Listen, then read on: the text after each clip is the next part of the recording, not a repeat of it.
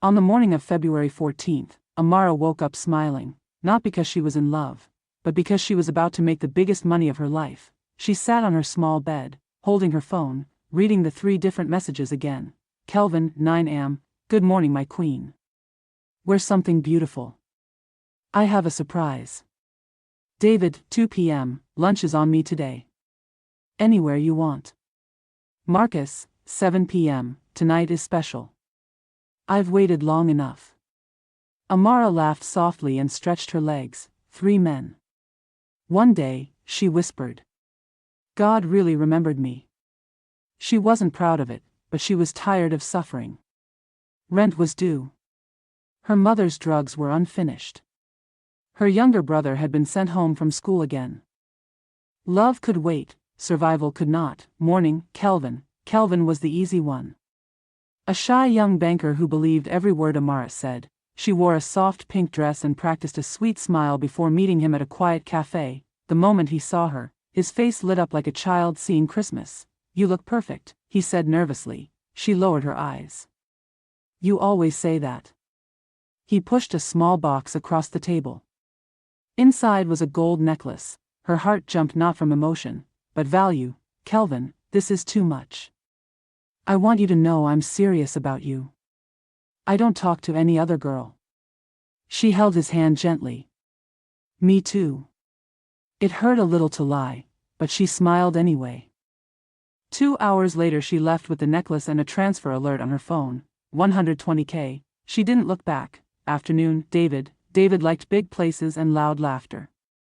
A businessman who loved showing off. She changed into a red gown inside a restaurant restroom and joined him at an expensive rooftop lounge. Ah. My Valentine. He shouted, standing to hug her. People turned. She pretended to be shy. He ordered everything: seafood, wine, desserts she couldn't pronounce. You deserve soft life, he said proudly.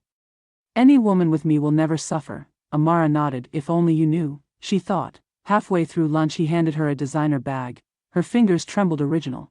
This is just the beginning, he smiled. She leaned forward and kissed his cheek lightly. Enough to keep him happy, not enough to promise anything. By 4 p.m. she left again. Another 200,000 Nigerian nairas transfer. Her hands shook as she counted the day's total. She could almost breathe again. But the last meeting was the most important. Night. Marcus. Marcus was different, quiet, observant, calm. He never rushed her, never begged, never asked too many questions. And he never spent recklessly, which made his sudden Valentine invitation strange.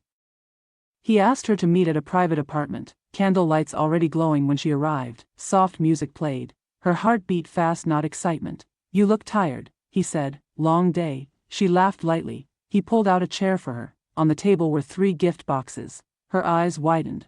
Marcus, all these? Open them. First box, a phone, brand new. Second, an envelope of cash. Her breathing deepened. Then she opened the last box. Inside were printed photographs. Her smile froze. Kelvin holding her hand in the cafe, David hugging her at the lounge entrance. And a final photo, her entering the apartment just minutes ago. Her fingers began to shake. The room suddenly felt smaller. She slowly raised her head. Marcus was watching her quietly. No anger, no shouting, just calm. I followed you, he said softly. Not because I'm crazy, because I was ready to marry you. Her lips parted but no words came. I wanted to be sure, he continued, so I hired someone this week. Tears gathered instantly in her eyes. I can explain. He raised his hand gently. No lies tonight. Silence swallowed the room. Her shoulders dropped. For the first time that day, she stopped acting. My family is drowning, she whispered. Hospital bill, rent, school fees. I didn't know who to ask anymore. So I became what men wanted. Marcus' eyes softened but remained firm. You didn't trust me. I didn't trust anyone, she cried. He slid the envelope toward her. Take it. She hesitated. It's enough to solve your problems, he said. Not as payment. As goodbye. Her tears fell freely now. Why help me after this? Marcus gave a sad smile. Because the girl I loved still exists. Even if she got lost. Her chest tightened painfully. He stood and walked to the door. I won't compete with other men for someone's survival, he said gently. But I hope one day you live, not just survive. He opened the door. She couldn't move. Happy Valentine, Amara.